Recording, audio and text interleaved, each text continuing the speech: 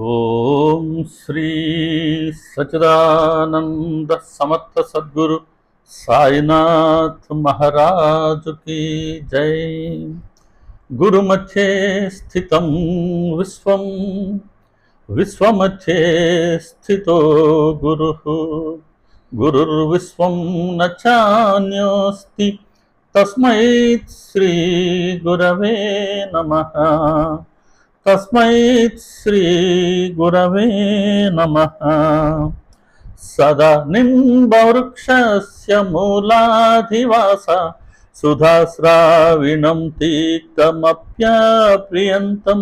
తరుం కల్పవృక్షాతికం సాధయంతం నమామీశ్వరం సద్గురుం సాయినాథం. నమామీశ్వరం సద్గురుం సాయినాథం. నమామీశ్వరం సద్గురుం సాయినాథం. శ్రీ సాయిబాబా అండి, అందరికీ నమస్కారం. ఈరోజు మనం మన సత్సంగ విషయమైనటువంటి సాయిబాబా యొక్క వైభవం అనే విషయంలో మనం రెండు అంశాలు ఉన్నాయి. ఆ రెండు అంశములు ఏంటి అంటే మమకారానికి అతీతులు, అపరిగ్రహం. కాబట్టి ఈరోజు ఈ మమకారానికి అతీతులు అనే కోణంలో బాబా గారిని మనం దర్శించుకునే ప్రయత్నం చేద్దాం. అలా బాబా గారి వైభవాన్ని మనం దర్శించుకునే ప్రయత్నం చేద్దాం. బాబా గారు స్ఫురణ ఇచ్చిన మేరకు ఇది ఎప్పుడూ ప్రధానం. దీంట్లో మమకారానికి అతీతులు అనుకున్నాం కదా. ఇందులో 4 ప్రశ్నలు వేసుకుందాం. ఈ 4 ప్రశ్నలకి ఇప్పుడు మనం సమాధానం చెప్పుకుంటే బాబా గారు ఏ విధంగా మమకారానికి అతీతులు అన్న విషయాన్ని ఎందుకు మనం చెప్పుకోవాల్సి వచ్చింది, అది బాబా గారి వైభవం ఎందుకైంది అనేది మన మనసు గ్రహిస్తుంది. ఇందులో 4 ప్రశ్నలు. ఒకటి, అసలు మమకారం అంటే ఏంటి? మమకారానికి మూలం ఏంటి? మనలో మమకారం ఎందుకు ఉన్నది? మరి బాబా గారు ఇదే మమకారానికి ఆయన అతీతంగా ఎలా ఉండగలిగారు, ఎలా ఉండగలుగుతున్నారు? ఈ 4 ప్రశ్నలకి మనం సమాధానం చెప్పుకుందాం బాబా గారికి నమస్కరించుకొని. మమకారం అంటే ఏంటి? సాధారణంగా ఒక చిన్న ఎగ్జాంపుల్ చెప్తాను దీనికి నేను. ఇదొక పుస్తకం, ఇదొక డైరీ. ఇది నేను కొన్న షిరిడీలో. కాబట్టి ఈ డైరీ నాది. ఈ డైరీ నేను కొన్నాను కాబట్టి ఈ డైరీ నాది అయింది. ఒక సెల్ ఫోన్ నేను కొన్నాను కాబట్టి ఆ సెల్ ఫోన్ నాది అయింది. ఒక గ్రంథాన్ని నేను రాశాను కాబట్టి అది నా గ్రంథం అయింది. ప్రతి దాంట్లో నేను అనేది వస్తుంది కదా. ఈ నేను అనేదే అహంకారం అని మనం చాలాసార్లు చెప్పుకున్నాం. నేను ఈ కర్తను, నేను యజమాన్ని, నేను అనే ఈ భావనే అహంకారం అనుకున్నాం కదా. ఇప్పుడు ఈ నేను అనే అహంకారం కారణంగా ఉత్పన్నమవుతూ ఉంది నాది అనే భావన. నేను ఈ డైరీని కొన్నాను, ఈ డైరీ నాది. నేను సెల్ ఫోన్ కొన్నాను, ఈ సెల్ ఫోన్ నాది. నేను ఈ పుస్తకం గ్రంథం రాశాను, ఈ గ్రంథం నాది. నేను అనేది ఉంటే కూడా నాది అనేది ఉంది. కాబట్టి నేను అనే అహంకారం నుండి ఉత్పన్నమైన నాది అన్న భావనే మమకారం. కాబట్టి మమకారం అనేది అహంకారానికి బై ప్రోడక్ట్. ఈ నేను నాది అనేది ఒక ద్వంద్వాలు. నేను అన్నది ఉన్నదా? ఖచ్చితంగా నాది అనేది ఉండే తీరుతుంది. కాబట్టి మమకారం అంటే ఏంటి? ఇప్పుడు మనం స్థూలంగా చెప్పుకోవాలంటే నేను అనే అహంకారం కారణంగా ఉత్పన్నమయ్యే నాది అన్న భావన. మరి ఈ మమకారానికి మూలం ఏంటి? ఇప్పుడే చెప్పుకున్నాం. దీనికి మూలం నేను అనే అహంకారం. మరి ఆ నేను అనే అహంకారానికి మూలం ఏంటి అంటే, ఇదిగో నేను అంటే ఈ కనపడే స్థూల శరీరం అనే భావన. ఇదే అజ్ఞానం లేదా మోహం. అజ్ఞానం లేదా మోహం. అంటే అజ్ఞానం ఈజ్ ఈక్వల్ టు లేదా మోహం ఈజ్ ఈక్వల్ టు నేను అనే అహంకారం ప్లస్ నాది అనే మమకారం. ఒక మ్యాథమెటికల్ ఈక్వేషన్, ఒక గణిత శాస్త్రపరమైన ఒక సమీకరణంగా చెప్పుకోవాలా అని అంటే మోహము లేదా అజ్ఞానం ఈజ్ ఈక్వల్ టు నేను అనే అహంకారం ప్లస్ నాది అనే మమకారం అని బోర్డు మీద మనం రాసేసుకోవచ్చు. అటువంటిది అనమాట, ఇది అంత సత్యం ఇది. మరి ఇటువంటి మోహానికి లేదా అజ్ఞానానికి మూలం ఏంటయ్యా అంటే అది మాయా. మాయ అంటే ఏంటి? నిత్యాన్ని అనిత్యంగాను, అనిత్యాన్ని నిత్యముగాను భ్రమింపచేసేది. ఎల్లప్పుడూ మనల్ని భ్రమలోనే ఉంచుతుంది. మనందరికి తెలిసిన విషయమే చెప్తా. ఇప్పుడు నేను అంటే ఏదో నాకు కానీ మీకు కానీ కనబడుతున్న ఈ స్థూల శరీరం ప్లస్ మన ఎవరికి కనబడని లోన ఉన్న ఆత్మ లేదా చైతన్యం. దీని ఎవరు కాదనేందుకు లేదు కదా, అందరికీ ఆమోదయోగ్యమే కదా. ఇక్కడే ఉంది విషయం అంతా. సో ఈ శరీరం ప్లస్ ఈ ఆత్మ అనేది కలిపి నేనైనప్పుడు నేను అంటే ఏమనుకుంటున్నాను? నేను ఈ కనబడే శరీరం అనుకుంటున్నా, నేను ఆత్మ అనుకోవట్లేదు. ఇది మాయా అంటే. వాస్తవానికి శరీరం ఎప్పుడోసారి వెళ్ళిపోవాల్సిందే, కానీ మళ్ళీ ఈ ఆత్మ ఉందే ఇంకో జన్మ తీసుకుంటుంది. అనేక జన్మలు దాటుకుంటూ వచ్చింది. ఇప్పుడు ఈ జన్మలు ఈ శరీరంతో ప్రకటమవుతుంది. ముందు ముందు ఎన్ని జన్మలు ఉన్నాయో బాబాగారికే తెలియాలా. మరి ఇప్పుడు నేను అని అంటే ఈ శరీరమా లేదా ఆ ఆత్మనా అంటే థియరీ చెప్తూ ఉంది, బాబా గారు లీల ద్వారా చూపించారు, సద్గ్రంథాలు చెప్తూ ఉన్నాయి, అయ్యా నువ్వు అంటే ఆత్మే అని. కానీ అది మన అనుభవానికి రావట్లేదు. తత్వమసి అంటాడు గురువు గారు, నువ్వే ఆత్మవి అయి ఉన్నావు అని. అది మన అనుభవానికి రావట్లేదే. కాబట్టి అది అనుభవానికి మనకు రానంత వరకు నేనంటే శరీరం అని అనుకుంటున్నాం. అంటే వాస్తవానికి మనం ఆత్మ అయినప్పటికీ శరీరంగానే అనుకుంటున్నాం కదా. ఈ అనుకోవడమే భ్రమ. అలా నేను అనంటే ఆ శాశ్వతమైన ఆత్మాని కాకుండా, నిత్యమైన ఆత్మాని కాకుండా అనిత్యమైనటువంటి ఈ శరీరం అనుకుంటూ ఉన్నానే, ఇదే నాలో ఉండే మాయ. ఆ మాయ కారణంగా నేను ఇలా అనుకుంటూ ఉన్నా. అలా నన్ను ఎప్పుడూ అది భ్రమకి గురి చేస్తూనే ఉంటుంది. కాబట్టి మాయ నుండి మోహం వచ్చింది, మోహం నుండి నేను అనే అహంకారం ప్లస్ నాది అనే మమకారం వచ్చినాయి. ఇప్పుడు మూలం ఏంటో అర్థమైంది కదా. మాయే దీనికి మూలం. మమకారానికి మూలం ఎక్కడ ఉందనంటే మాయలో ఉంది. మాయ, మోహం, మమకారం మూడు మకారాలేనండి. మనల్ని ఎప్పుడూ భ్రమలో ఉంచుతుంటాయి, భగవంతుడికి దూరంగా నెట్టివేస్తూ ఉంటాయి.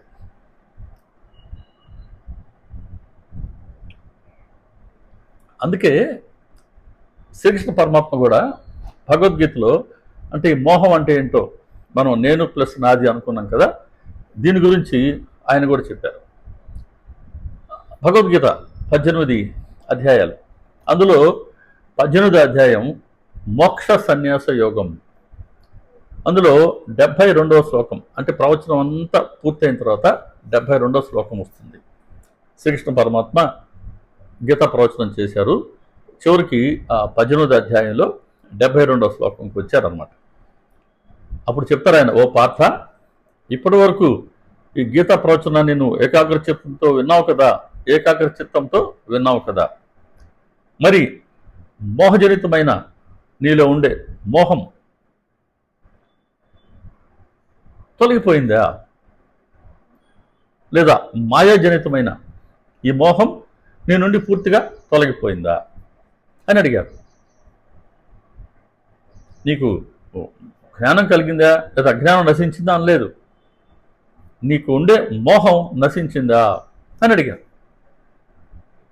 వెంటనే దానికి కూడా అర్జునుడు కూడా శ్రీకృష్ణ పరమాత్మ మీ కృప వల్ల నాలో ఉండే మోహం పూర్తిగా తొలగింది. నేను స్మృతిలోకి వచ్చాను, అంటే భ్రమ తొలగింది. నేను ఇప్పుడు ఎరుకలోకి వచ్చాను. ఎప్పుడు వచ్చాను ఎరుకలోకి? ఇదిగో నాలో ఉన్న మోహాన్ని పూర్తిగా మీరు మీ కృపతో తొలగించారు. అర్జునుడిలో మోహం అన్నారు శ్రీకృష్ణ పరమాత్మ. అజ్ఞానం వలన జరించిన మోహం తొలగిందా అన్నారు. మోహం అంటే మనం అర్థం చేసుకోవడానికి ఏం చెప్తున్నా ఇది ఉదాహరణగా. అర్జునుడిలో మోహం ఎలా ప్రకటమైంది అనేది మనం గమనిస్తే, కురుక్షేత్ర యుద్ధం ప్రారంభమైంది. శ్రీకృష్ణ పరమాత్మ పాండవుల వైపు ఉన్నారు. సరే, అటుపక్క కౌరవ సేన ఉంది. యుద్ధం ప్రారంభించే సమయంలో అర్జునుడు ఒక్కసారి ఆ రథంపై నుంచి కౌరవ సేనని ఆయన చూశారు. చూస్తే నేను యుద్ధం చేయబోతున్నాను అనుకున్నాడు. గమనించండి, నేను ఈ కౌరవ సేనతో యుద్ధం చేయబోతున్నాను. ఎవరితో చేయబోతున్నాను?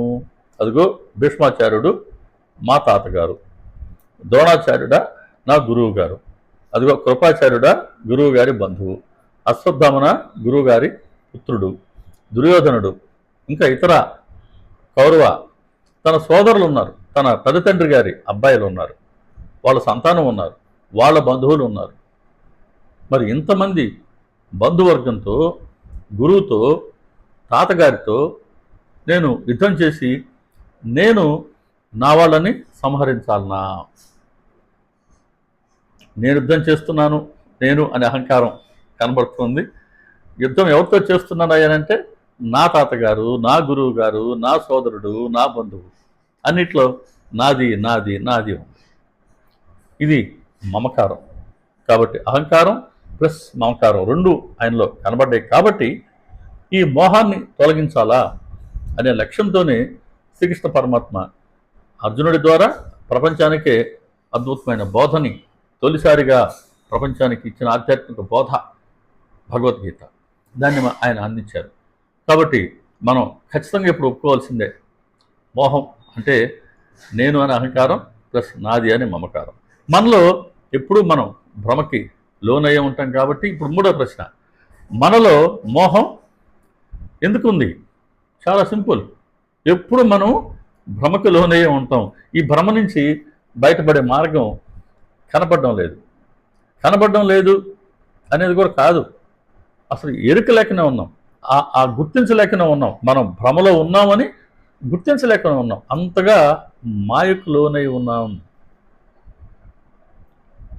ఎలా మనం భ్రమకు లోనై ఉన్నాం అని అంటే 32 అధ్యాయంలో చెప్పినట్టుగా, మిత్రులారా మళ్ళీ మనం చూస్తున్న సచ్చరిత్రలో బాబాగారు స్పృశించని అంశమే లేదండి. వారు స్పృశించిన ప్రతి అంశం మనం గనక చదువుతున్నాం, మననం చేసుకుని అయ్యా ఆచరించామా, ఎక్కడో తీసుకెళ్తారు బాబాగారు మనల్ని. అదిగో ఆచరణకి పోలేకనే, ఎందుకు పోలేకపోతున్నాం అంటే ఇదిగో ఈ మోహం అడ్డు వస్తుంది. మరి ఈ మోహం మన మనసులో ఎలా ఉంది? 32 అధ్యాయం చెప్పింది. మన మనస్సుని ఒక అరణ్యం అనుకుంటే, అంటే ఆ నలుగురు ప్రబుద్ధులు భగవత్ అన్వేషణ చేస్తూ అరణ్యంలో తిరుగుతున్నారు అని చెప్పారు 32 అధ్యాయంలో. గురు మహిమా వర్ణన అన్న 32 అధ్యాయంలో. ఆ అరణ్యం ఎలా ఉంది అంటే పెద్ద ఎత్తుగా ఉన్న వృక్షాలు ఉన్నాయి. ఆ వృక్షాలు కొమ్మలు విస్తరించిపోయి బాగా ఒకదానికొకటి అతుక్కొని పోయినట్టుగా ఉండి చిక్కగా ఉన్నాయి. ఎంత చిక్కగా ఉన్నాయి? శాఖలతో, ఆకులతో, పత్రాలతో, అంటే సూర్యకిరణాలు కూడా ప్రవేశించలేనంతగా దట్టంగా ఉంది. అంటే వెలుతురు లోనికి చొచ్చుకొని వచ్చే అవకాశం లేనంతగా ఈ వృక్షాలు దట్టంగా ఎత్తుగా ఉన్నాయి. కొన్ని క్రింద చూస్తే గడ్డి చాలా ఎత్తుగా పెరిగిపోయింది. ఎంత ఎత్తుగా అంటే అసలు ఎక్కడి నుండి వచ్చామో, అంటే ఏ వైపు నుండి వచ్చామో, ఏ వైపు మనం వెళ్తున్నామో కూడా గుర్తించలేనంతగా ఎత్తుగా ఈ గడ్డి ఉంది. కాబట్టి వృక్షాలు ఉన్నాయి, గడ్డి ఉంది అరణ్యంలో. ఇంతకీ అరణ్యం ఎక్కడుంది అని అంటే ఇదిగో నా మనసే అరణ్యం. వాళ్ళు భగవంతుడి గురించి అన్వేషిస్తున్నారు. ఎక్కడున్నారు భగవంతుడు? బాబా చెప్పారు, నేను నీ హృదయంలోనే తిష్ట వేసుకుని ఉన్నాను, నా నివాసం నీ హృదయంలోనే అన్నారు. కాబట్టి బాబా గారు నాలోనే ఉన్నారు. కాకుంటే నా అనుభవానికి రావట్లేదు. ఇది వాస్తవం. ఎందుకు రావట్లేదు అని అంటే ఇదిగో ఈ వృక్షాలు, నేను అనే ఈ వృక్షం ఎంత ఎదిగిపోయిందో, దాని శాఖలు, అరిషడ్ వర్గాలు అనే శాఖలు, ద్వంద్వాలు అనే పత్రాలు, చేస్తున్న కర్మలు అనే మొగ్గలు, కర్మఫలాలు అనే ఫలాలు, వీటితో క్షణం క్షణం విస్తరించిపోయింది. విస్తరిస్తూనే ఉంది, ఆగడం లేదు. ఆగితే కదా విస్తరించింది అన్నం లేదు, విస్తరిస్తూనే ఉంది క్షణక్షణం. కాబట్టి నేను అనే వృక్షాలు ఇంత దట్టంగా చిక్కగా గురువు లేదా సద్గ్రంథం ఎంత స్పష్టంగా తెలియచేస్తూ ఉన్నప్పటికీ నేను అనేది ఉండకూడదయా నీలో అని స్పష్టంగా ఆ బోధ చేస్తూ ఉన్నప్పటికీ నాలో మాత్రం, నా మనసులోకి మాత్రం ఆ బోధ చొచ్చుకొని రావట్లేదు. కారణం ఏంటి అని అంటే ఇదిగో నేను అనేది అంతగా ఎదిగిపోయింది. ఇక నేను అనే అహంకారం ఎదిగిపోయింది. ఇక నాది అనే మమకారం ఎట్లుందనంటే అదో ఆ గడ్డి బాగా ఎత్తుగా మోకాట్ లోతు వరకు, మోకాటంత ఎత్తుకి అంతకన్నా పైకి బాగా అది పెరిగిపోయింది. మనకన్నా ముందు బాబా గారి కృపను పొందిన భక్తులు ఎంతోమంది ఉన్నారు, మన సీనియర్లు, మన దారి చూపించినటువంటి వాళ్ళు భక్తులుగా. అటువంటి భక్తులు నడిచిన మార్గాన్ని గమనిద్దామన్నా గుర్తించలేనంతగా నాలో ఉన్న ఈ మమకారు అనే గడ్డి ఎదిగిపోయింది. మరి ఇలా నేను అనే వృక్షం, నాది అనే ఈ గడ్డి ఎదిగిపోయి గురు బోధ మనసులోకి రావట్లేదు. నాకన్నా ముందున్న బాబా గారి భక్తులు వాళ్ళు నడిచిన మార్గాన్ని గుర్తించేందుకు నాకు శక్తి చాలట్లేదు. అంతగా నా మనసు మోహమయమై ఉంది. కాబట్టి నా ఆధ్యాత్మిక ప్రయాణం ఎలా సాగుతుంది? సాగదు. కాబట్టి మాయ అనేది నా మనసులో అంత బలంగా మాయ వల్ల ఈ మోహం ఇంత బలంగా తిష్ట వేసుకుని ఉంది. ఇంకా ఈ మాయ గురించి అంటే మాయ ఎంత బలీయమైనదో తెలియచేస్తూ బాబాగారు 13వ అధ్యాయంలో ఆయన 4 ఓవిల్లో చెప్తారు. ఆ మొట్టమొదటిలోనే ఉంటాయి ఇవి, అధ్యాయం మొదట్లోనే. నేను ఇల్లు వాకిలి లేని ఫకీరుని, అయినా ఒక్క చోట స్థిరంగా కూర్చొని ఉన్నాను. అయినా ఆ మాయ నన్ను విడిచిపెట్టకుండా తరచూ వేధిస్తూ ఉంది. నేను తనని మర్చిపోయినా అది నన్ను మర్చిపోకుండా నిరంతరం పెనవేసుకుని ఉంది. అది హరి యొక్క ఆదిమాయ. బ్రహ్మాదులనే ఎగరగొట్టేస్తుంది. దుర్బలుడునైన ఫకీర్ని నేను ఏ పాటివాడిని? హరి అంటే భగవంతుడు ప్రసన్నుడైనప్పుడే ఈ మాయ విచ్ఛిన్నమవుతుంది. అంటే అఖండమైనటువంటి హరి భజన లేకుండా మాయ విచ్ఛిన్నం కాదు అని మాయ గురించి ఆయన స్పష్టంగా తెలియచేశారు. అది ఎంత అపాయకరమో తెలియజేశారు. ఆ మాయని తప్పించుకునే ఉపాయాన్ని కూడా తెలియచేశారు. 2 చెప్పారు బాబా ఇక్కడ. ఒకసారి ఈ 4 మాటలు మనం కాస్త లోతుగా ఆలోచిస్తే ఏమన్నారు బాబా? నేను ఇల్లు వాకిలి లేని ఫకీర్ని, ఒక్కచోట స్థిరంగా కూర్చొని ఉన్నాను. 2 విరుద్ధంగా లేవు. ఇల్లు లేదు, వాకిలి లేదు. ఇల్లు వాకిలి లేనైనా ఎక్కడైనా కూర్చోవచ్చు కదా. మనము మన ఇంటి నుంచి బయలుదేరితే ఉద్యోగం అనండి, వ్యాపారం అనండి, ఇంకోటి అనండి, వేరే ఊరికి వెళ్ళామనుకోండి, వేరే పని మీద షిరిడికి వెళ్ళామనుకుందాం, తిరిగి మళ్ళీ మన ఇంటికి వస్తున్నాం కదా. మనకి ఇల్లు వాకిలు ఉంది కాబట్టి మన పర్మనెంట్ అడ్రస్ అంటున్నాం. సో ఇదే అడ్రస్కి వస్తాం మనం. బాబా ఏమంటున్నారు, నాకు ఇల్లు వాకిల్ లేదు, ఫకీర్నే, ఒక్కచోట స్థిరంగా కూర్చొని ఉన్నాను. ఒకచోట స్థిరంగా మనం ఉంటున్నాం, గృహస్థులం కాబట్టి. అయినా ఇల్లు వాకిల్ లేని ఫకీరు ఆయన ఒక్కచోట స్థిరంగా కూర్చోవడం ఏంటి? మరి ఆయన స్థిరంగా కూర్చున్న ఆ ఇల్లు ఏంటి అంటే అది అల్లా మాలిక్, అల్లా స్మరణ. అది అల్లా మాలిక్ అంటే అల్లా స్మరణ, అల్లా నామం అనే చోట ఆయన స్థిరంగా కూర్చున్నారు. అక్కడి నుంచి ఆయన వెనక్కి పోరు, పక్కకు వెళ్ళరు. నిద్రపోయేటప్పుడు కూడా వాస్తవానికి ఆయన నిద్ర లేదు, బాబా చెప్పినట్టుగా. అప్పుడు కూడా ఆయన హృదయంలో అల్లా నామస్మరణ జరుగుతూనే ఉంది. తరచూ అల్లా అచ్చకరేగా, అల్లా మాలిక్, అల్లా మాలిక్ అని బాబా అనేవారు. మనం చదువుకున్నాం, మనం విన్నాం. కాబట్టి అల్లా మాలిక్, అల్లా నామస్మరణ అనే చోట బాబా గారు స్థిరంగా కూర్చొని ఉన్నారు. అది ఆయన ఒక చోట అని చెప్పింది అక్కడ. అందుకే సచ్చరిత చాలా లోతుగా ఉంటుందండి.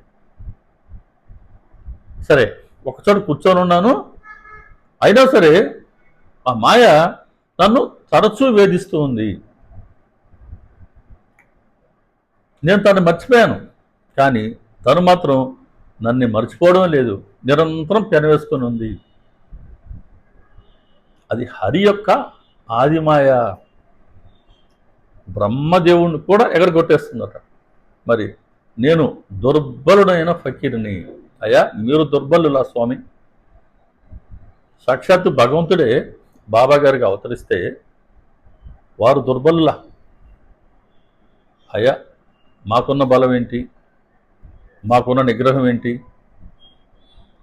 అసలు మేమేం చెప్పుకోవాలి దాని గురించి? ఇదే బాబా గారికి కావాల్సింది.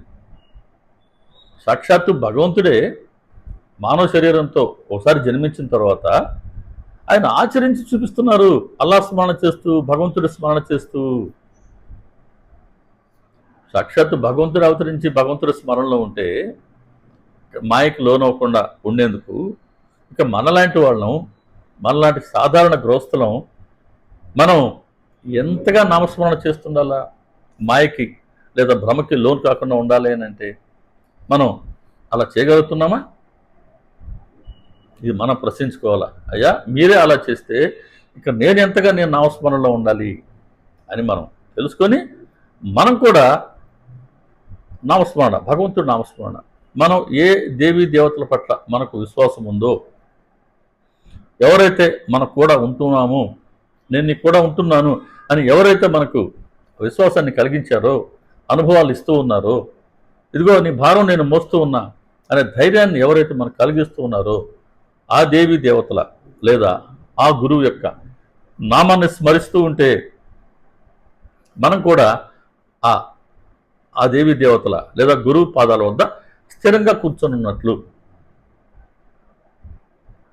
హరి ప్రసన్నుడైనప్పుడే ఈ మాయ విచ్ఛిన్నమవుతుంది. హరి ఎప్పుడు ప్రసన్నుడవుతాడు అంటే అఖండ హరిభజన అనే మార్గం చెప్పారు. కాబట్టి ఎప్పుడు అఖండమైన హరిభజన, హరినామ స్మరణ లేదా భగవంతుడి స్మరణ జరుగుతూ ఉంటేనే, అఖండంగా అన్నమాట ముఖ్యం. అది జరుగుతూ ఉంటేనే మనం భగవంతుడి స్మరణలో ఉంటాం, అంటే ఆయన సన్నిధిలో మనం ఉంటాం, అంటే ఆయన దృష్టి మన మీద ఉన్నప్పుడే మనం ఆయన స్మరిస్తాం కదా. భగవంతుడు అనుగ్రహించి ఆయన దృష్టి మన పైన ప్రసరిస్తేనే మన మనసు ఆయన స్మరణలో ఉంటుంది. ఆయన అనుగ్రహం మనపై ఎంతగా ఉంటే మనం అంతగా వారి స్మరణలో ఉంటాం.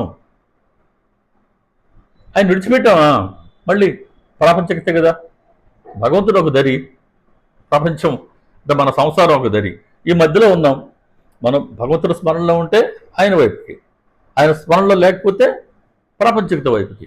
ఈ రెండిట్లో మనం దేని కోరుకుంటాం అనే దానికి బాబా గారు చెప్తున్నారు, ఎప్పుడు భగవంతుడి స్మరణలో ఉండు, అప్పుడే మాయకు లోనవ్వకుండా భగవంతుడే నిన్ను కాపాడతాడు. గోపాలరావు గారు వారు 2021లో కాలం చేశారు. గుంటూరులో ఉండేవారు, పొన్నూరు వారిది.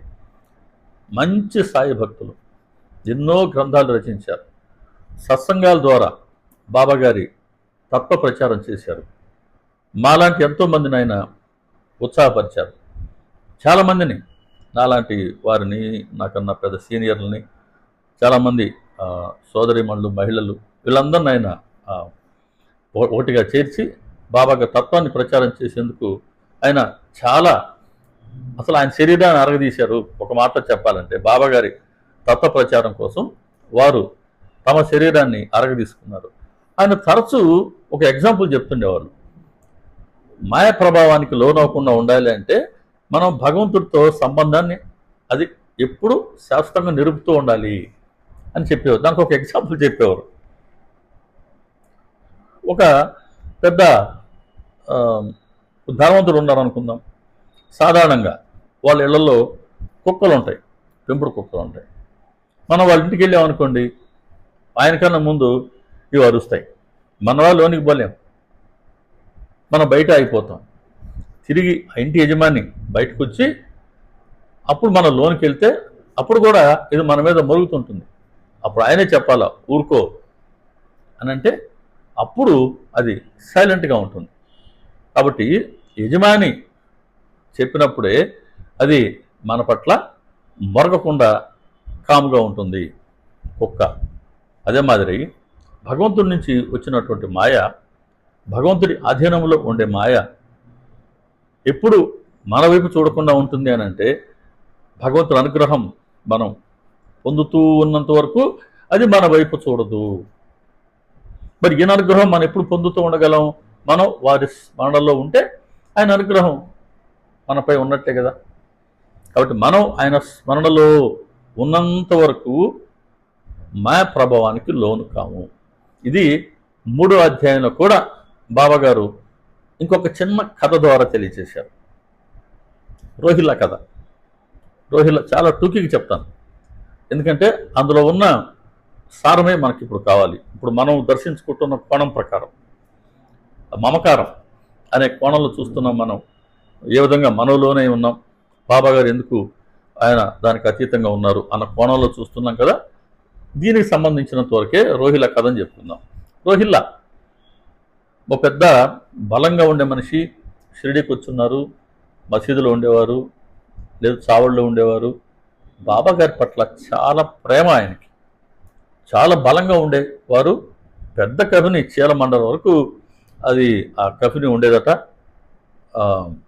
మసీదులో ఉన్న, చావళ్ళలో ఉన్న, పగలు సాయంత్రం రాత్రి అల్లాహు అక్బర్ అల్లా అనే కల్మాను గట్టిగా పఠించేవారు, గట్టిగా గట్టిగా ఉచ్చరించేవారు, పెద్ద పెద్దగా. ఇంకా చిన్న గ్రామం, ఇంకా పగలంతా పొలాల్లోనూ అడవుల్లోనూ కష్టపడి పనిచేసుకునే వాళ్ళే కదా అప్పట్లో ఉండింది. రాత్రిపూట నిద్రపోదామంటే ఈయన కేకలు వాళ్ళకి అడ్డంకి అయిపోయినాయి. ఒకరోజు కాదు, 2 రోజులు కాదు, ఇది నిత్యం కొనసాగుతుంది. ఇంకా ఊర్లో వాళ్ళందరికీ ఒక అది చర్చ అయిపోయింది. అరే ఇదేంటిది, నిద్ర లేకుండా చేస్తున్నాడు ఈ రోహిల్లా. ఎవరికి చెప్పాలి? వెళ్ళి రోహిల్లా బాబాగారి దగ్గరే ఉంటారు. వెళ్ళి బాబాగారికి చెప్పారు, అయ్యా ఇలా రోహిల్లా ఇలా చేస్తున్నాడు, మాకు నిద్ర ఉండడం లేదండి, బాబా మీరైనా దయదలచండి. బాబా చెప్పారు, మీరు అస్సలు అతడి జోలికి వెళ్ళకండి, నాకతడు అత్యంత ప్రియుడు. ఎందుకని బాబాగా చిన్న కథ చెప్పారు. రోహిల్లాకి ఒక భార్య ఉందట, ఆవిడ పతితురాలట, దుర్బుద్ధట. అతడితో పొసగక ఎవరితో? ఈ రోహిల్లాతో. ఆ రోహిల్లా భార్య బాబాగారి వద్దకు రావాలని ప్రయత్నిస్తూ ఉందట. కాబట్టి ఆ ఇతడు రోహిల్లా గట్టి గట్టిగా కేకలు వేస్తూ ఉంటేనే ఆ దుర్బుద్ధి అలా బయట ఉంటుందట. ఇతను కానీ కేకలు ఆపేశాడా, ఆ సమయం చూసుకుని లోపలికి జొరబడే ప్రయత్నం చేస్తున్నట. ఎంతగా తరిమి వేసినా జొరబడే ప్రయత్నం చేస్తూనే ఉంది. కాబట్టి అతడు గట్టిగా కేకలు వేస్తున్నంతసేపు ఆవిడ దూరంగా ఉంటుంది. అతడు కేకలు మానివేశాడా, అది వచ్చి లోపలికి జొరబడుతుంది. కాబట్టి అతడు కేకలు వేస్తుంటేనే అది నాకు సుఖాన్ని కలిగిస్తుంది అని చెప్పారు బాబా. కాబట్టి అతను ఏమనకండి, గట్టిగా కేకలు వేసుకొనియండి. కేకలు వేసి అతడే అలసిపోయినప్పుడు అతడే మానివేస్తాడు కదా. కాబట్టి మీరు మాత్రం అతన్ని ఏమీ అనకండి. పరోపకారం చేసే ఈ రోహిల్లా అంటే నాకు చాలా ప్రియం, నాకు అత్యంత ప్రియుడు అని అన్నారు ఆయన. అంటే రోహిల్లా ఏం చేస్తున్నాడు? అల్లాహు అక్బర్ అల్లాని, అల్లా నామాన్ని ఆయన స్మరిస్తున్నాడు, కల్మాన్ పఠిస్తున్నాడు. దైవస్మరణే కదా చేస్తున్నారు.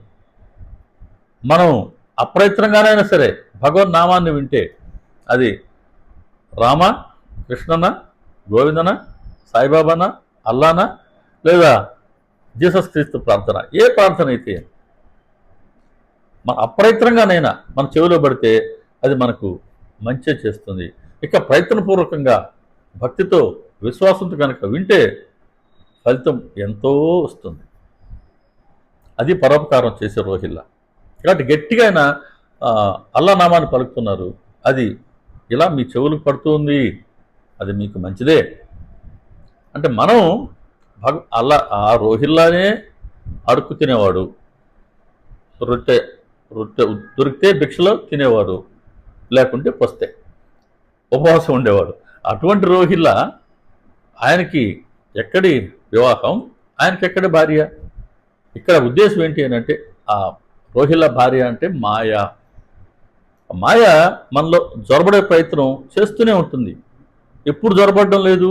ఇతడు గట్టిగా అల్లాహు అక్బర్ అల్లా అని ఉచ్చరిస్తున్నంత వరకు ఆవిడ దూరంగా ఉంటుంది. అంటే మనం కూడా భగవంతుడి నామస్మరణ చేస్తున్నంత వరకు మాయ దూరంగా ఉంటుంది, చూస్తుంటుంది. ఎప్పుడెప్పుడు వీడు భగవంతుడి స్మరణ మానేస్తాడా, నేను లోపలికి జొరబడతామా అని.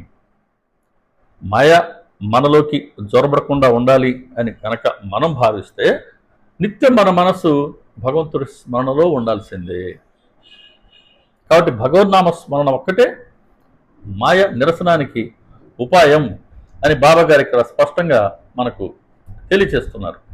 అలా మనలో మాయ తొలగాల అని అంటే, లేదా మనలో ఉండే అహంకారం, లేదా మనలో ఉండే మమకారం తొలగాలి అని అంటే, ఇదిగో మనం నామస్మరణలో ఉండాలి. అందుకే బాబా గారు సచ్చరిత్రను మనకు అనుగ్రహించింది. సచ్చరిత్ర నిత్యం శ్రవణం, మననం, చింతన, పరిశీలన, అధ్యయనం ద్వారా మనం ఆయన స్మరణలో ఉంటున్నాం. బాబా గారు చెప్పారు, నన్ను ఎవరైతే స్మరిస్తారో వారి ముందు వెనుక నలువైపులా నేను ఉంటాను.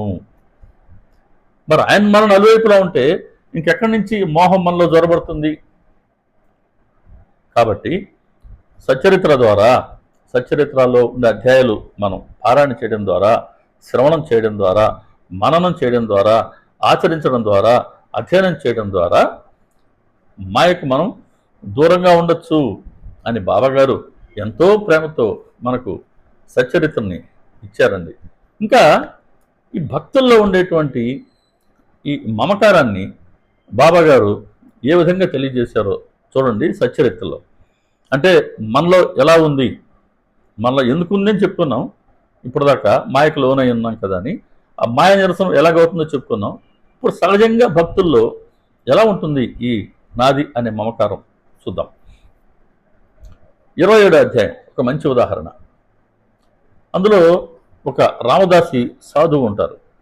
ఆయన వేకువనే స్నానం చేసి కాషాయ వస్త్రాలు ధరించి, విభూతి ధరించి వచ్చి ద్వారకామాయి మసీద్కి వచ్చి బాబాగారికి పాద నమస్కారం చేసి అక్కడ కూర్చొని విష్ణు సహస్రనామాన్ని ఆయన పారాయణ చేసి తర్వాత ఆధ్యాత్మ రామాయణాన్ని ఆయన పారాయణ చేసేవారు. ఇది ఆయన నిత్య కృత్యం, ఆయన అనుష్ఠానం అనుకోండి.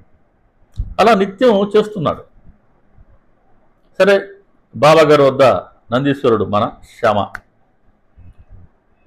ఒకరోజు బాబాగారికి అనిపించింది శ్యామ సేవలు ఫలించాయని, శ్యామకి ఈ విష్ణు సహస్రనామాన్ని ఆ గ్రంథాన్ని ఇచ్చి శ్యామ చేత ఆ విష్ణు సహస్రనామ గ్రంథాన్ని చదివించాలా అని బాబాగారు సంకల్పించుకున్నారు. అది మన రామదాసి సాధువు దగ్గర ఉంది కదా. రామదాసి సాధువు కాస్త కఠిన స్వభావం కలిగినటువంటి వారు. సరే, బాబాగారు ఒక ఉపాయం చేశారు. బాబాగారు ఆ రామదాసిని పిలిచి, రామదాసి నా కడుపు నొప్పిగా ఉందయ్యా, బజార్కి వెళ్ళి సోనాముఖి తీసుకురా, ఆ సోనాముఖిని కాస్త తీసుకుందే ఈ కడుపు నొప్పి తగ్గేటట్లేదు అన్నారు. సరే, రామదాసి గారు బాబాగారు చెప్పారు కదా అని ఆయన ఎక్కడ చదువుతున్నారో అక్కడ గుర్తుకేదో పెట్టుకొని ఆయన వెంటనే బజారుకి పరుగు తీశారు. బాబాగారు తమ స్థానం నుండి లేచి వచ్చి రామదాసి పుస్తకాల్లో ఉండే ఈ విష్ణు సహస్రనామ గ్రంథాన్ని తీసి శ్యామకి ఇచ్చారు. శ్యామ, ఈ గ్రంథం చాలా ఉన్నతమైనది, దీనికి చాలా శక్తి ఉంది, ఈ గ్రంథాన్ని నువ్వు తీసుకెళ్ళి చదువు, రోజు ఒకటో ఆరో నేర్చుకో, నీకు ఇది చాలా మంచిని చేస్తుంది అన్నారు ఆయన. సరే, శ్యామ చెప్పారు. అయ్యా అని శ్యామ మనసులో అనుకున్నాడు, ఇదేదో బాబాగారు నాకు రామదాస్కి తగు పెట్టాలని ఏదో అనుకున్నారు ఈయన. రామదాసు మొదలే చాలా కోపిష్టి బాబా, ఇప్పుడు వచ్చి ఈ పుస్తకం మీరు నాకు ఇచ్చారని తెలిస్తే నేనేదో కావాలని చేశానని నా మీద మండిపడతాడండి. పైపెచ్చు ఈ గ్రంథమా సంస్కృతంలో ఉంది, నాకు సంస్కృతం పదాలు నోరు తిరగవండి అని చెప్పాడు. బాబాగారు ఒప్పుకోలేదు. లేదు, నువ్వు తీసుకెళ్ళి చదువు, నీకోసం నేను ఈ పుస్తకాన్ని ఇచ్చాను అని చెప్పారు. ఇంతలో సోనామికి తీసుకొని రామదాసి రావడం జరిగింది. ఎవరో చెప్పారు, నీ పుస్తకాన్ని కాస్త బాబాగారు శ్యామకి ఇచ్చారని. శ్యామ మీద బాగా కోపం వచ్చింది, ఈయన కళ్ళు ఎర్రబారే. శ్యామని బాగా తీవ్రంగా తిట్టడం జరిగింది. ఆయన నిందించాడు బాబాగారు ఎదుటే. శ్యామ, నీ కన్ను నా పుస్తకంపై పడింది, నా పుస్తకాన్ని కాజేయాలని నువ్వే ఈ నాటకం అంతా ఆడించావు, నువ్వే బాబాగారిని ఉసిగొలిపావు, ఈ నాటకం అంతా ఆడించావు. కాబట్టి నా దగ్గర నీ ఆటలేవి సాగోసమా, నా పుస్తకం నాకు ఇచ్చేయి అని బాగా గట్టిగా కోపడుతున్నాడు. శ్యామ చెప్పాడు, అయ్యా నన్ను నువ్వు నాలో దోషాన్ని నువ్వు ఆపాదించొద్దు, నేను కపటినని నా మీద నువ్వు నింద వేయొద్దు, నేను దోషినని నా మీద నువ్వు మాట్లాడొద్దు. బాబాగారే ఇచ్చారు, ఇది నాకు, నేను కోరుకునేది కాదు. సరే, ఈ పుస్తకం అంటావా, ఇది బయట బజార్లో దొరికేదే కదా, ఈ పుస్తకం ఏం ప్రత్యేకత ఉంది? సరే, బంగారు తొడిగిందా, ఏమన్నా ఇంకో దాంట్లో పొదిగారా అని అంటారు ఆయన. బంగారంతో ఏమైనా తొడుగున్నారా, ఏంటిది, ప్రత్యేకత ఏముంది? ఏమి లేదు కదా, బజార్లో దొరికేది కదా. మరి నువ్వు సాక్షాత్తు బాబాగారి మీద కూడా గౌరవం లేకుండా నువ్వు ఆయన ముందే ఇలా కేకలేస్తున్నావేంటి అని చాలా నెమ్మదిగా శ్యామ చెప్పారు. నన్ను నువ్వు నిందించవద్దు, నాకు దోషాన్ని నువ్వు ఆపాదించవద్దు అని. కానీ రామదాసి చల్లబడలేదు. ఇప్పుడు బాబాగారు వచ్చి, రామదాసి ఎందుకు అయ్యాను అనవసరంగా తగులాడుతూ ఉన్నావు, ఎందుకు నరాలు తెంచుకుంటూ ఉన్నావు, శ్యామ మన కుర్రవాడే కదా, ఎందుకు అనవసరంగా బాధపడుతూ ఉన్నావు, ఎందుకు ప్రపంచానికి తమాషా చూపిస్తూ ఉన్నావు, కాస్త మంచిగా మాట్లాడరాదా, నువ్వు ప్రతిరోజు ఈ గ్రంథాన్ని చదువుతూ ఉన్నావు, రోజు విష్ణు సహస్రనామ గ్రంథాన్ని చదువుతావు, రామాయణ గ్రంథాన్ని చదువుతావు, ఈ గ్రంథాలను చదువుతూ ఉన్నా నీ మనసులో ఉండే నిరంకుశ స్వభావం అంటే కఠినత తొలగలేదు. రామదాసుని అని చెప్పుకుంటున్నావు కదా, మరి రామదాసుకి అన్ని వస్తువుల పట్ల ఉండవలసింది అనాసక్తి, కానీ నీకు ఈ పుస్తకం పట్ల మోహమే ఇంకా తొలగిపోలేదు. రామదాసుకి రాముడికి దాసుడు అంటే సర్వాన్ని శ్రీరాముల వారికి అర్పించుకున్నటువంటి రామదాసుకి అన్నిటి పట్ల అందరి పట్ల అనాసక్తి ఉండాలి, కానీ ఈ పుస్తకం పట్ల నీ మోహం తొలగిపోలేదు. నేను కొనుక్కున్న, నేను చదువుతున్న ఈ గ్రంథం నాది, నేను ప్లస్ నాది, ఈ మోహం నీలో ఇంకా తొలగిపోలేదు. కూర్చోబో, నీకు అందరి పట్ల సమతాభావం ఉండాలి, మమత పనికిరాదు సుమా, వెళ్ళి నీ చోట్ల కూర్చో. ఒక్క మాట గుర్తుపెట్టుకున్నారు బాబాగారు, పుస్తకాలు బజార్లు దొరుకుతాయి, కానీ మంచి మనసు కలవారు కల్పాంతంలో కూడా దొరకరు. కాబట్టి రామదాసి లాంటి సాధువుకి నిత్యము బాబాగారి సన్నిధిలో ఆయన అనుష్ఠానం చేస్తున్నారు, విష్ణు సహస్రనామాన్ని రామాయణాన్ని చేస్తున్నప్పటికీ ఆయన మనసులో ఈ నేను ప్లస్ నాది తొలగలేదు. అంటే అంత బలంగా ఉంటాయి అన్నమాట.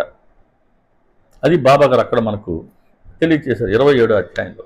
అలాగే 31వ అధ్యాయంలో మన మద్రాస్ సన్యాసి విజయానంద్ వృత్తాంతం ఉంది. ఈ మద్రాస్ సన్యాసి ఆయన ఎక్కడో చూశారు, ఒక ఆ, ఒక విదేశీయుడి చేతిలో మానస సరోవరం ఆ పటాన్ని చూశారు. అక్కడికి వెళ్ళాలనిపించింది. సో ఆయన మానస సరోవరం ప్రయాణం అయ్యారు, చెన్నై నుండి, మద్రాసు నుండి. దారిలో ఎవరో ఎవరి ద్వారానో బాబా గారి గురించి తెలిసింది. షిరిడి వచ్చారు, బాబా గారిని దర్శించుకున్నారు. ఆ సందర్భంలో మసీదులో ఇంకొక స్వామిని కలిశారు. ఆయన సోమదేవ స్వామి. వీరి గురించి మనకు సచ్చరిత్రలో 49వ అధ్యాయం, దాంట్లో వారి గురించి మనకు క్షుణ్ణంగా ఉంటుంది. ఆ సోమదేవ స్వామి పరిచయం అయ్యారు. సరే, ఇద్దరు సన్యాసులు కాబట్టి ఒకరికొకరు సహజంగానే పరిచయం అయ్యారు. ఈ మద్రాసు సన్యాసి అడిగారు, అయ్యా నాకు మానస సరోవరం పోవాలని ఉందండి అంటే, ఈయన చెప్పాడు సోమదేవ స్వామి, అబ్బో అది గంగోత్రికి 500 మైళ్ళ దూరాన ఎత్తున ఉందండి, అక్కడ మంచు విపరీతంగా కురుస్తుంది. కాబట్టి ప్రతి 50 మైళ్ళకి, ప్రతి 50 కోసుల దూరానికి నీకు భాష మారుతూ ఉంటుందండి, మధ్యలో చాలా ఆటంకాలు వస్తాయండి అని ఆ ప్రయాణంలో ఉన్న ఆ బాధలన్నీ చెప్పారు ఆయన. అంతటితో ఒక్కసారిగా ఈ విజయానంద్, మద్రాస్ సన్యాసి పేరు, ఈయన మనసు వికలమైపోయింది. అవునా, ఇంత కష్టం ఉందా అని ఆల్మోస్ట్ ఆల్ ఆయన వెళ్లకుండా మానుకున్నాడు. అంత బాధలు ఉన్నాయని ఒకటే చింతపడి, ఇంక సరే ఏం పోతాంలే అని మనసులో వికల్పం జరిగిపోయింది. సరే, బాబాగారి దర్శనానికి వెళ్ళారు. వెంటనే బాబాగారు అన్నారు, ఈ సన్యాసిని ఇక్కడ నుండి వెళ్ళగొట్టండి, ఇతర సాంగత్యం మనకు పనికిరాదు.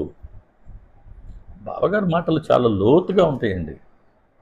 ఏ మాట ఎవరిని ఊరికి అనరు, ఒక్క అక్షరం కూడా వారి నోటుకుండా వ్యర్థంగా రాదు. ధర్మ విషయం చెప్పడంలో తప్ప ఇతర విషయాలు చెప్పడంలో సాయిబాబా ఒక్క క్షణమైన వృధా చేయలేదు సచ్చరిత్ర. కాబట్టి చెప్పే విషయాలన్నీ ధర్మానికి సంబంధించినవే సుమా, అంతే. సత్తుకు సంబంధించినవే, అసత్ ఆయన వద్ద లేదు, అంతే. అందుకే మసీదులో కూర్చుని నేను నిజమే చెప్తానమ్మా, మసీదులో కూర్చుని అబద్ధం చెప్పను.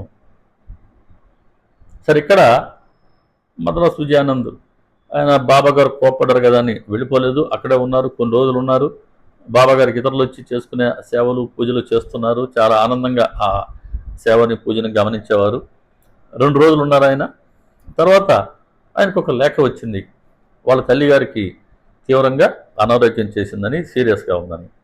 మరి షిరిడి విడిచిపెట్టి చెన్నైకి వెళ్ళాలి అని అంటే మరి బాబాగారు అనుమతి కావాలి కదా. వెళ్ళి బాబాగారిని ప్రార్థించారు, దేవా ఇలా మా తల్లిగారికి సృష్టి చేసిందండి, తీవ్రంగా ఉన్నట్టుంది అనారోగ్యం, నాకు సమాచారం వచ్చింది, నాకు మీరు అనుమతిస్తే నేను మా ఇంటికి వెళ్ళి అమ్మను చూస్తానండి, బహుశా కంఠంలోనే ప్రాణం పెట్టుకుని కింద పడి ఉంటుందండి, ప్రాణాలన్నీ నాపైనే పెట్టుకుని ఉండి ఉంటుందండి. నేను వెళ్తే ఒక్కసారి నన్ను చూసుకొని తను బాధలన్నీ మర్చిపోయి సుఖంగా వెళ్ళిపోతుందండి, కాబట్టి నాకు అనుమతి ఇవ్వండి బాబా, నేను వెళ్ళొస్తాను అని అడిగారు. అప్పుడు బాబా సర్వజ్ఞులు కనుక ఈయన ప్రయాణమై మెడ్రాస్కి వెళ్ళే లోపలే ఈ సన్యాసి ఆయువు తీరిపోయిందని గ్రహించిన వారు కాబట్టి అప్పుడు ఒక మాట అన్నారు ఆయన, సరే పోదులే కానీ అయినా తల్లి పట్ల ఇంత నువ్వు గారాబు పట్టివైతే అసలు ఈ సన్యాసి వేషాన్ని ఎందుకు ధరించావు? నువ్వు కాషాయాన్ని కలంకం చేశావు అన్నారు. కాషాయాన్ని కలంకం చేశావు, తల్లి పట్ల ఇంత గారాబు పట్టివైతే ఈ సన్యాసి వేషాన్ని నువ్వు ఎందుకు ధరించావు? ఈ సన్యాసి వేషానికి మమకారం శోభించదు. ఇక్కడ 2 విషయాలు, తల్లి పట్ల సేవ చేసుకునే భావం ఉంటే దానికి మించింది లేదు, ఏదన్నా సరే దాని తర్వాతే. నువ్వు అలా తల్లికి సేవ చేసుకోకపోతేవి, సన్యాసి ఆశ్రమానికి వచ్చేస్తేవి, మానస సరోవరం పోవాలనుకుంటువి, పోని అలాగైనా ఆ సన్యాసి మార్గంలో స్థిరంగా ఉన్నావా? లేదు, మళ్ళీ అక్కడ సంకల్పం, నీకు మానస సరోవరం పోలేమని చాలా కష్టాలు అనుకుంటువి. సన్యాసి అంటేనే భగవంతుడిపై పూర్తిగా ఆధారపడి ఉన్నవారు అని. నువ్వు ఆధారపడితే నీ మనసులో మళ్ళీ వికల్పం ఎందుకు జరిగినట్టు? కాబట్టి నువ్వు సన్యాసి వేషంగా కాషాయ వస్త్రం ధరించావే కానీ నీలో ఆ వైరాగ్యం రాలా. కాబట్టి సన్యాసానికి నువ్వు న్యాయం చేయడంలే. నీ తల్లికి నువ్వు న్యాయం చేయడంలే. అందుకు బాబా గారు అన్నారు, నువ్వు ఈ సన్యాసిని వెళ్ళగొట్టండి, ఇతని సాంగత్యం మనకు పనికిరాదు అని. అదే చెప్తున్నారు ఇక్కడ. సన్యాస వేషం అన్నారు. నీ మనసులో నిజమైన సన్యాసం లేకుండా, అసలు మనసులో వైరాగ్యం సన్యాసం లేకుండా కాషాయ వస్త్రాన్ని ధరించనే కూడదు. ఇది బాబాగారు చెప్తున్నారు. కాషాయ వస్త్రం చాలా పవిత్రం. కేవలం మానసిక వైరాగ్యం ఉన్నవారు మాత్రమే ధరించాల్సినటువంటి వస్త్రం అది. దాన్ని బాబా చెప్తున్నారు. కాబట్టి నీకు అటువంటి వైరాగ్యం లేనప్పుడు సన్యాసి ఇది వేషం మాత్రమే. కాబట్టి నువ్వు సన్యాసానికి కూడా నువ్వు కాషాయానికి నువ్వు కలంకం తెచ్చావు.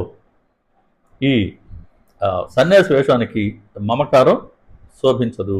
కాబట్టి అక్కడ మమకారం సన్యాసి ఆశ్రమానికి శోభించదని బాబా గారు చెప్తున్నారు. అలాగే బాలరామ్ మనకర్, ఈయన గృహస్థు. సరే, భార్య చనిపోయిన తర్వాత కొద్దిగా ఆ గృహస్థాశ్రమ విధులు సరిగ్గా నిర్వహించుకోలేక కొంత మనిషికి అధైర్యం వచ్చింది, కొంత శాంతి కూడా దూరమైంది, మానసిక శాంతి. అప్పుడు బాబా గారు ఇతనికి మచ్చింద్రగఢ్ వెళ్ళమని, ఆ పర్వత ప్రాంతానికి వెళ్ళమని యాత్రను ఏర్పాటు చేశారు. అంటే ఇక్కడుంటే చనిపోయిన భార్య గుర్తుకొస్తుంది, సంతానం గుర్తుకొస్తుంది, వాళ్ళతో కలిసి ఉంటూ నేను సరైనటువంటి ఆధ్యాత్మిక సాధన చేసుకోలేకపోతున్నారు. కాబట్టి ఇక్కడే కనుకుంటే ఏదో సంతానం పట్ల ఆశాపాశ బంధం ఉంటాయి, మమతా బంధనాలు ఉంటాయి. వీటన్నిటి ద్వారా ఈయన సాధన సాగదు అని బాబా గారు ఇతనికి మచ్చింద్రగఢ్ ప్రయాణాన్ని ఏర్పాటు చేయడం జరిగింది. అలా ముముక్షుగా ఉన్నవాళ్ళు ఇదిగో ఈ సంసార బంధనాన్ని తెంచుకుని అటు దూరంగా వెళ్తేనే మానసికంగా సాధన సాగుతుంది అని బాలరామ్ మానకర్ ద్వారా కూడా మనకు తెలియచేస్తున్నారు బాబా ఇక్కడ. అలాగే నానాసాహెబ్ చంద్రకర్ మనకు తెలిసిందే. ఆయన 33వ అధ్యాయంలో వాళ్ళ అమ్మాయి ప్రసవేదన పడుతున్నప్పుడు జామ్నేర్లో బాబా గారే ఊది ఇచ్చి పంపించారు. ఆయనే బాపుగిర్ భవాని జామ్నేరి పంపించారు. ఆయన బాపుగిర్ భవాని జలగామ నుంచి కూడా జామ్నేర్ వరకు టాంగాలు తీసుకెళ్లారు. బాబా గారే ఆ టాంగా దోలిన వ్యక్తి అయ్యాడు, గుర్రం అయ్యారు, బండి అయ్యారు అని మనం చాలాసార్లు చెప్తున్నాం. కాబట్టి ఇంతగా బాబా గారు ప్రత్యేకంగా ఊదిని పంపించారు. అమ్మాయి ప్రసవేదన తొలగింది, బిడ్డ కాన్పు కూడా సులువుగా అయింది.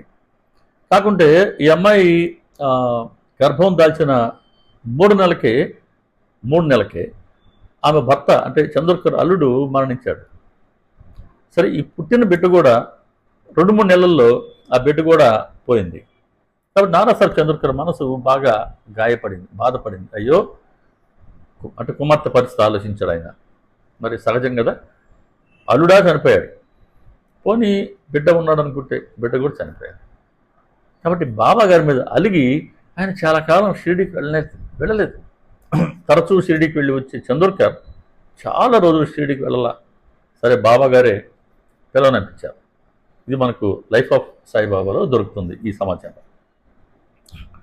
బివి నరసింహస్వామి గారి రచన అద్భుతంగా ఉంటుంది, చదవండి.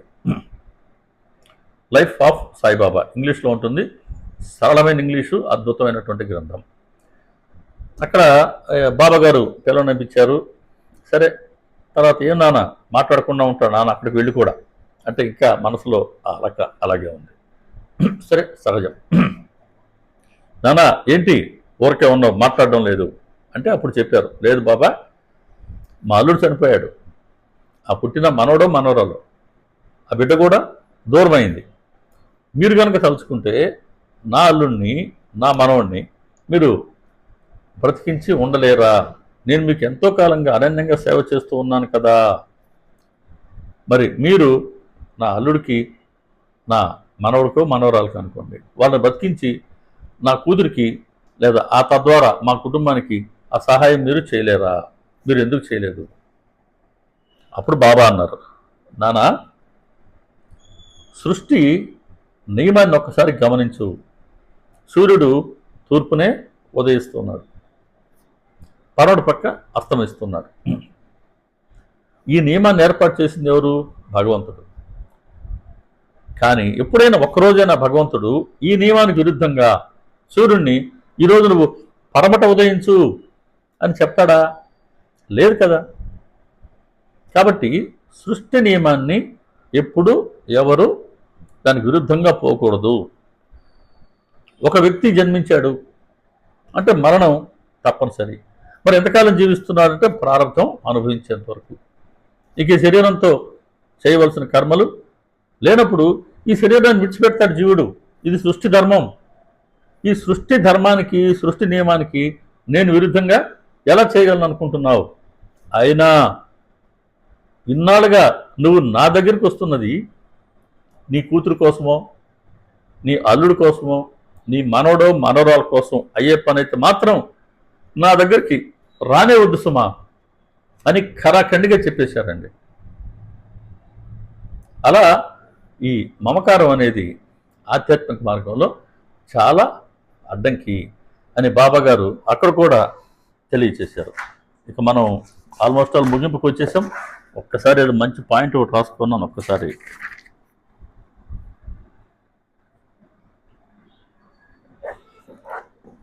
మరి ఇంతమందికి మనలో ఉండే మమకారాన్ని, అంటే మనలాంటి భక్తులలో ఉండే మమకారాన్ని తెలియజేసిన బాబా, ఇప్పుడు బాబా గారు మరి ఆయన మాయకి ఆయన అతీతులు, భగవంతుడు మాయకు అతీతుడు, సద్గురువు మాయకు అతీతులు. బాబా గారి స్థితి ఎలా ఉందని 4వ అధ్యాయం చెప్పింది. నానా చెబుతారు తల్లి 123వ ఓవి 4వ అధ్యాయంలో సాయిబాబాని ఆ 17 వయసులో చూసినప్పుడే ఆయన ఎలా ఉన్నారు అని అంటే, వారు మూర్తి భవించిన వైరాగ్యం యొక్క పూర్ణావతారం.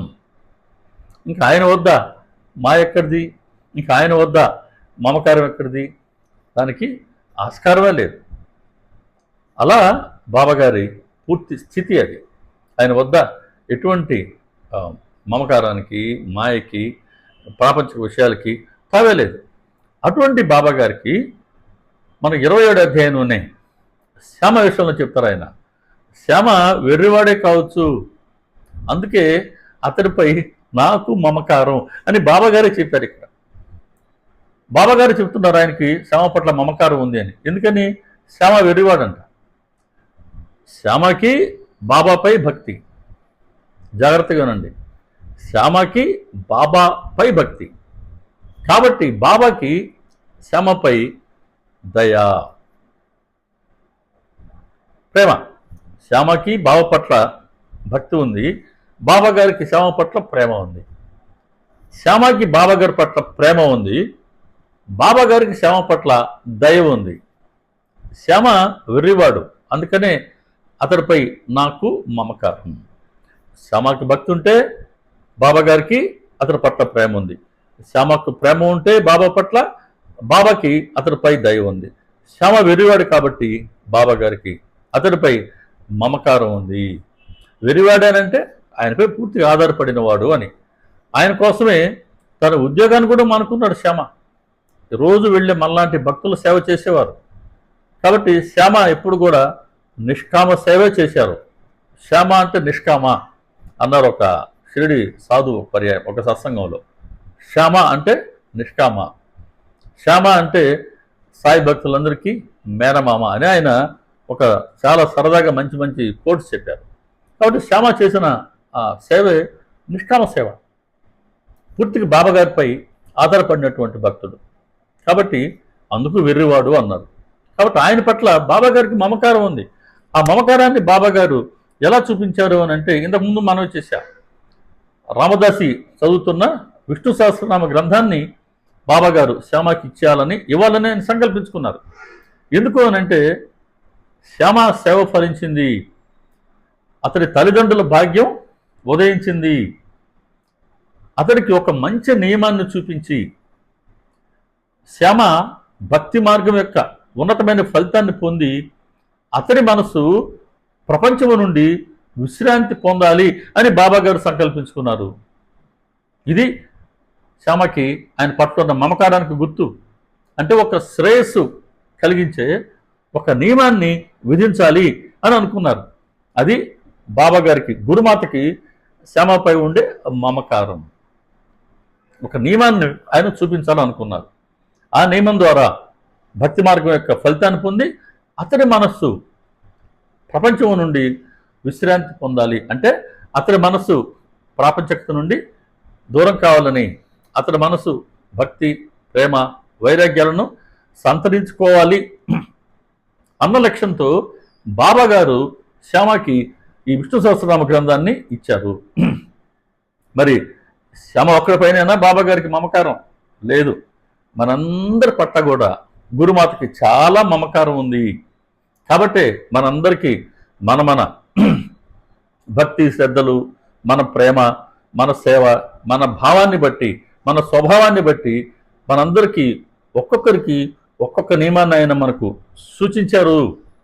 కొందరికి పారాయణ, కొందరికి హారతులు, కొందరికి నామలేఖనం, కొందరికి సత్సంగాలు, కొందరికి షిరిడి యాత్రలు, కొందరికి మందిరాల్లో సేవలు, ఇలా కొందరికి గ్రంథ రచన, ఇంకొంతమందికి పాటల రచన, భజన చేయటం, బాబా గారి తత్వ ప్రచారం, ఇలా ఒక్కొక్కరికి, కొంతమంది మందిర నిర్మాణం, ఇలా ఒక్కొక్కరికి ఒక్కొక్క సేవనిచ్చారు కదా.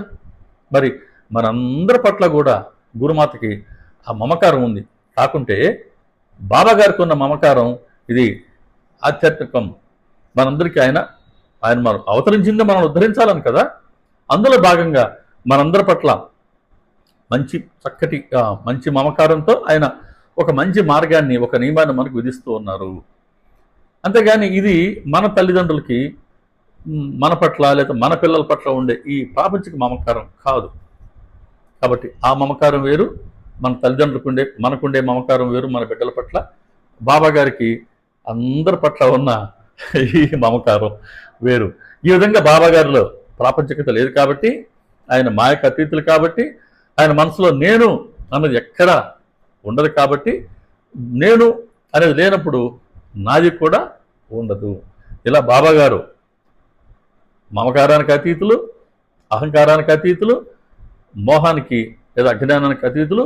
వారు పరిపూర్ణ జ్ఞాన స్వరూపులు. వారు చెప్తారు 32 అధ్యాయుల బాబా, నేను మాయను తరివేశాను, నేను మాయను హీనంగాను దీనంగాను చేసేసాను. కాబట్టి బాబా గారు లాంటి సద్గురువులకి, సత్పురుషులకి, మహాత్ములకి మాత్రమే సాధ్యం మమకారానికి, మోహానికి అతీతంగా ఉండగలగటం. ఇది కాబట్టే బాబాగారి వైభవంలో ఇదొక భాగమైంది. ఇక చివరి అంశం ఏంటంటే అపరిగ్రహం. అది మనం వచ్చే వారం దర్శించుకుందాం. శ్రీ సచిదానంద సమర్థ సద్గురు సాయినాథ్ మహారాజుకి జై. సర్వే జనా సుఖినో భవంతు, లోకా సమస్తా సుఖినో భవంతు, సమస్త సన్మంగళాని భవంతు. ఓం శాంతి శాంతి శాంతి. సర్వం శ్రీ సాయినాథార్పణమస్తు. శుభం భవతు. ఇతర సాయి భక్తులకి మన ఛానల్ని పరిచయం చేయండి. మళ్ళీ గురువారం రోజు కీర్తనలు కలుసుకుందామండి. అందరికీ నమస్కారం. శ్రీ సాయిబాబా.